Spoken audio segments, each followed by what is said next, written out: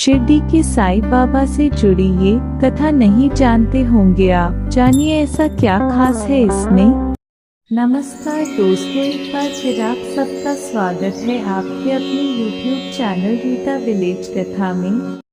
शिरडी के साईं बाबा का नाम किसने नहीं सुना। प्राचीन समय से लेकर आज तक समाज में इनके चमत्कार प्रसिद्ध है। बता दें, जिस तरह हिंदू धर्म के अन्य देवी देवताओं के लाखों की तादाद में भक्त दुनिया में है, ठीक उसी तरह साईं बाबा के देश विदेश में असीम भक्त पाए जाते हैं। आज हम आपको साईं बाबा के सबसे प्रसिद्ध धार्मिक स्थल के बारे में जानकारी देने जा रहे हैं। जी हाँ, आप सही समझ रहे हैं, हम बात कर रहे हैं शिरडी की, जहां नियमित रूप से रोज व खास तौर पर गुरुवार को बड़ी संख्या में श्रद्धालु जहां साईं बाबा के दर्शनों के लिए पहुंचते हैं। बता दें, दिखने में छोटा शिरडी शहर अनेकों धार्मिक स्थलों और गतिविधियों से भरपूर है। बात करें साईं बाबा के स्थल की, तो कहा जाता है देश में सबसे प्रसिद्ध साईं बाबा का यही मंदिर। तो चलिए आइए जानते हैं शिरडी के साईं बाबा से जुड़ी कुछ ऐसी जानकारी जिसके बारे में आज भी बहुत कम लोग जानते हैं। सबसे पहले बात करते हैं साईं बाबा के जन्म की। तो बता दें, लोक किंवदंतियों के अनुसार उनका जन्म कब और कहां हुआ ये बात कोई नहीं जानता। कुछ लोगों के अनुसार स्वयं साईं बाबा ने भी इस बारे में कभी नहीं बताया। हालांकि कुछ कथाओं में इन्होंने कई बार अपने माता का परिचय दिया है। जन्मतिथि एवं स्थान की तरह ही साईं बाबा के माता पिता के बारे में भी कोई प्रमाणिक तथ्य नहीं है, परंतु श्री साईं बाबा द्वारा बताई गई बातों के अनुरूप उनके पिता का नाम श्री गंगा बावड़िया और उनकी माता का नाम देवगिरी अम्मा माना जाता है। ये दोनों शिव पार्वती के भक्त थे, जिन्हें शिव जी के आशीर्वाद से ही साईं बाबा के रूप में संतान की प्राप्ति हुई थी।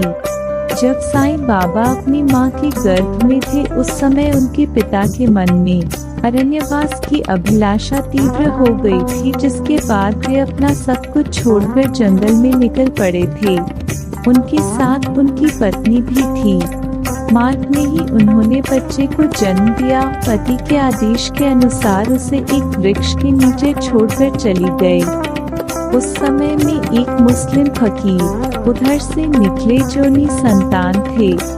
उन्होंने ही उस बच्चे को अपना लिया और बाबा नाम रख दिया तथा उसका पालन पोषण किया। ऐसी कथाएं प्रचलित है कि बाबा पहली बार 16 वर्ष की उम्र में शिरडी में एक नीम के पेड़ के नीचे देखे गए थे। इस जगह से वो उनसे जुड़ी चमत्कारी कथाएं प्रचलित हैं। कहा जाता है कुछ समय बाद वे वहां से अदृश्य हो गए थे।